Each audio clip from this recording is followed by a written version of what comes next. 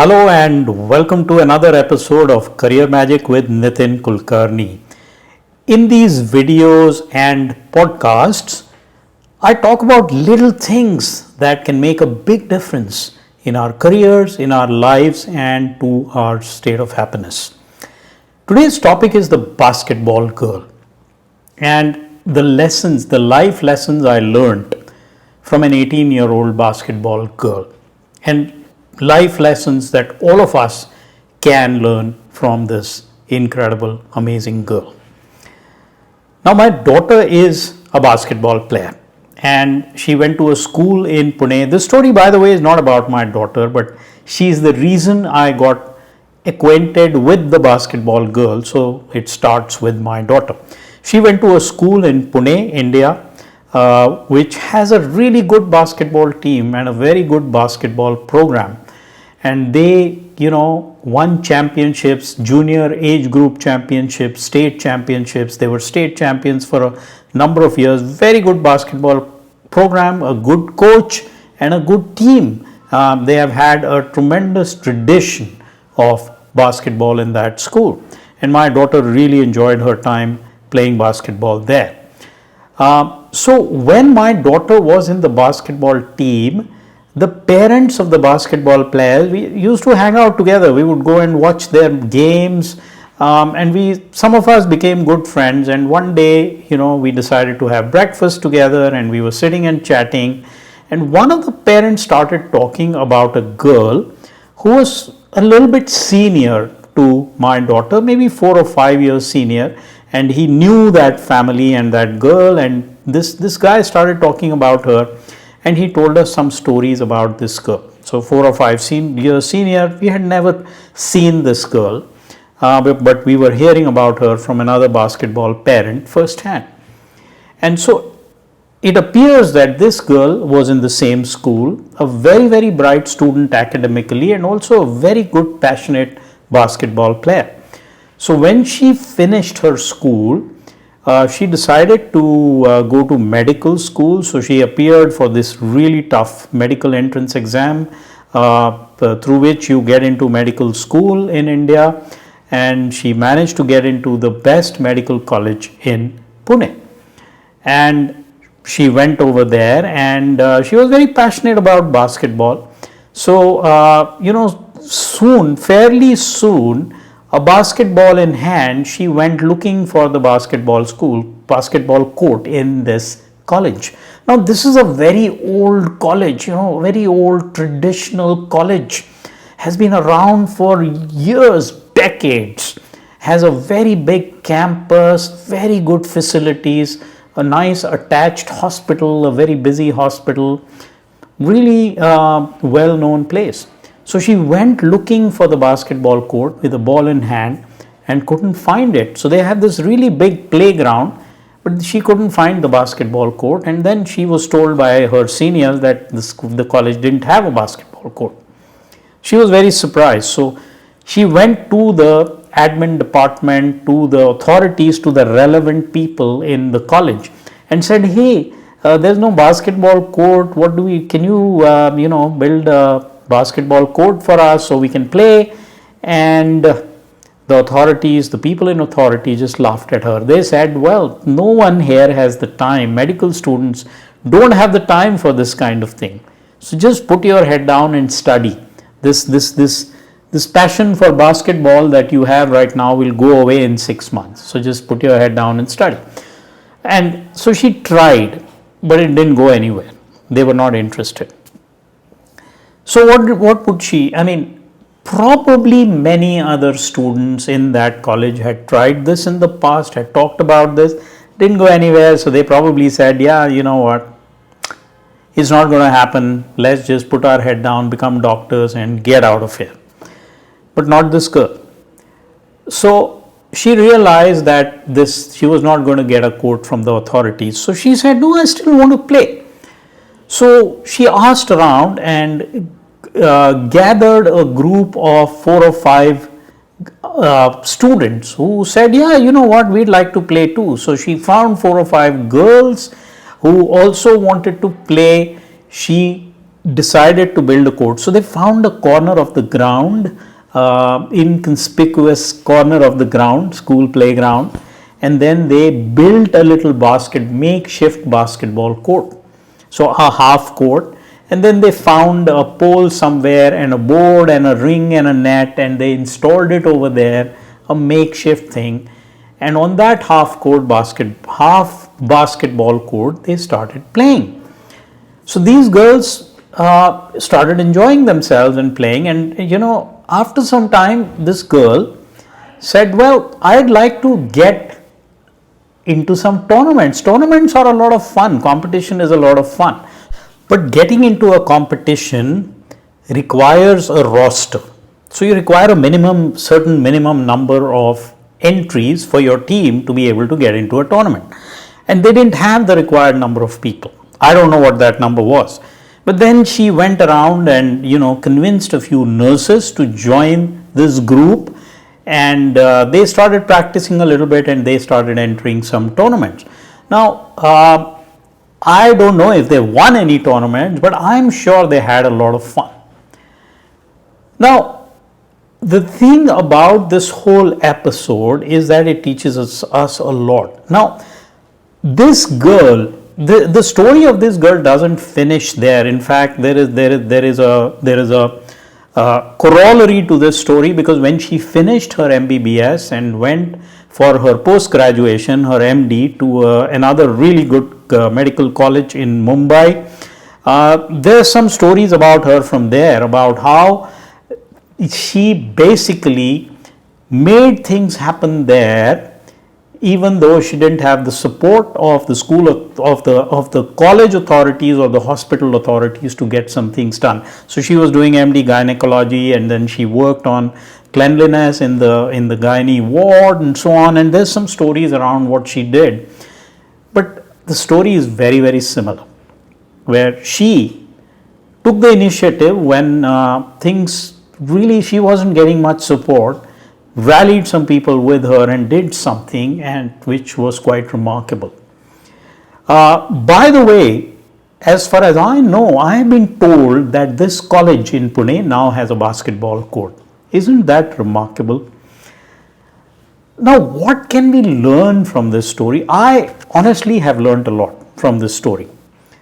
And there are a couple of lessons for me from this story, and I'm going to talk about those, and I'm going to talk about the importance of those lessons for our careers, for our lives, and for just, what I call our self-efficacy and our ability to produce good positive outcomes and results.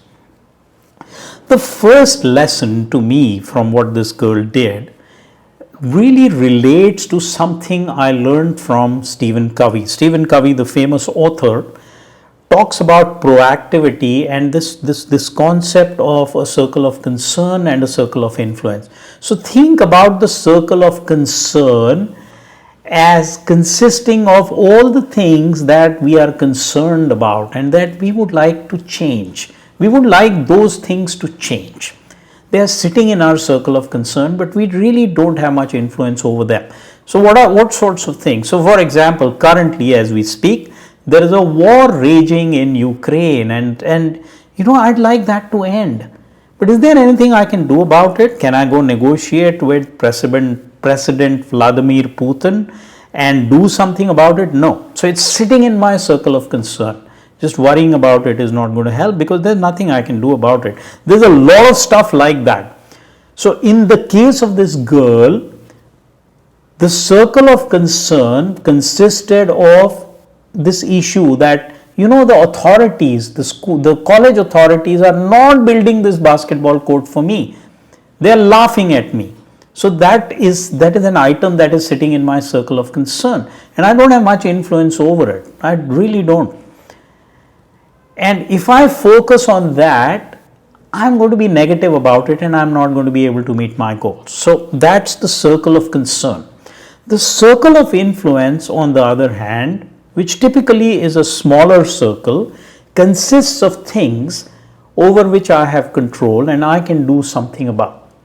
Now, in this girl's circle of influence was this action that she was capable of taking, of rallying, of enlisting the support of a few similar minded people and going out and building this makeshift court in a corner of the school playground. That was in her circle of influence because she had control over that action. So the one lesson that we get from the basketball girl, I think the most important one, is that focusing in the circle of influence enables us to move the needle. Now, she didn't get a big fancy basketball court, a full court, where which looked really good and it felt good playing over there and so on. She didn't get what she wanted 100%, but she moved the needle. An option for her was to continue to whine and moan about the authorities and say that this college is no good, they don't give me this, they don't give me that. You do that, you don't play basketball, and eventually you just walk away from that place. But she chose not to do that. She said, in my circle of influence sits this action that I can take, and I can actually derive a lot of pleasure doing that, and I can meet my goals. So she focused on her circle of influence. So in her case, that is what it meant. So that's one big lesson. We will all run into situations where there are obstacles, where the system, quote unquote, is against us, where we are not getting support, empowerment, etc. to get exactly what we want. But we can choose actions in our circle of influence to move the needle. So that's the first lesson. The second lesson is around positivity. What is the positivity lesson? Instead of just thinking about the negatives in the current situation, she basically thought about the positives. I want to do this, and let me figure out a small way to do this. And she took positive action and made that happen. So these are the two things that we learned from her. Now, what this does, it does a very interesting thing. If we focus in our circle of influence and are positive, it does a very interesting thing. What it does is it builds our belief in self-efficacy. It gives us self-confidence, which then feeds our ability and our mindset to focus in the circle of influence. Because now I believe that I can make a difference, I can move the needle, I can do something about the current situation. So I focus on the circle of influence and do something about it. Start believing in myself more, and it feeds this. And when again I focus on in my circle of influence, it further builds my confidence. So it creates this beautiful positive cycle of positive energy, action, self-confidence, etc. The second side effect of this is that people start looking at you very differently. Instead of you engaging in corrosive corridor conversations, talking negatively about the current situation, you actually are doing something about it, and people around you start looking at you very differently. I am sure this girl is going to become a leader somewhere, sometime. She already is actually, but she is going to be a very effective professional at whatever she does. That is how people look at you if you operate in your circle of influence, are positive and take action.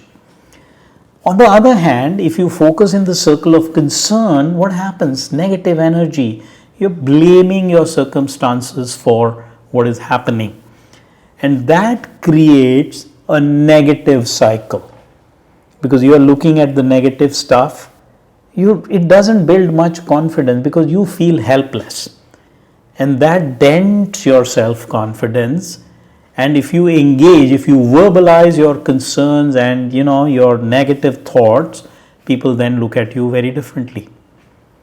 So that's what I learned from the basketball court. Be positive, focus in your circle of influence, do something about the current situation rather than whine and moan about it.